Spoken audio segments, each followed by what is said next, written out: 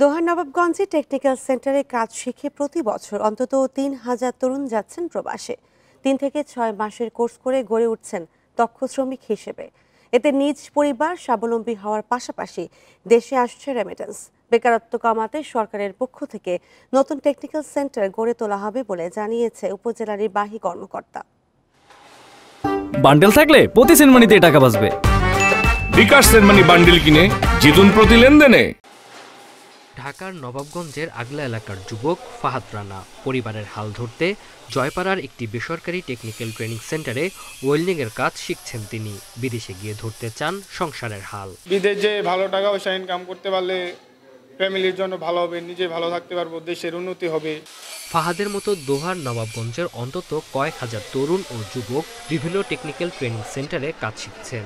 নবাবগঞ্জের পাশাপাশি দোহারের জয়পাড়া, মেঘুলা সহ এলাকায় গড়ে উঠেছে বেসরকারি টেকনিক্যাল ট্রেনিং সেন্টার। 3 থেকে 5 মাসের কোর্সে প্রশিক্ষণ হয়ে উঠছেন দক্ষ শ্রমিক। 6G পর্যন্ত কন্ট্রাক্ট আমার।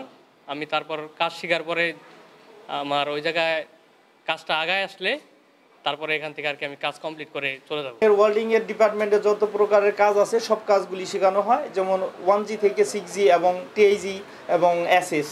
তরুণ ও যুবকদের দক্ষ করে তুলতে দোহার ও নবাবগঞ্জে প্রায় 35টি বেসরকারি ট্রেনিং সেন্টার গড়ে উঠেছে। হাতে কলমে কাজ শিখে স্বাবলম্বী হচ্ছেন তরুণরা। মাল্টি জব করে ফ্রি বিষয়ে যারা কাজ করে এদের প্রায় 2 লাখ 2.5 লাখ টাকাও যারা ভালো দক্ষ ওয়েল্ডার যারা এরা ইনকাম করতে পারে।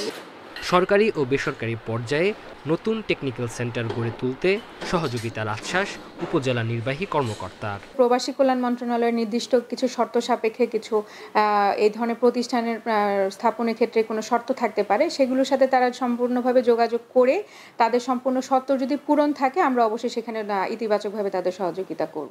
ঢাকার দোহার ও নবাবগঞ্জের ট্রেনিং সেন্টারে 4টি ব্যাচে বছরে প্রায় 5,000 যুবক ওয়েল্ডিং এর কাজ শিখে মধ্যপ্রাচ্য, ইউরোপ ও জাপান সহ বিভিন্ন দেশে যাচ্ছেন।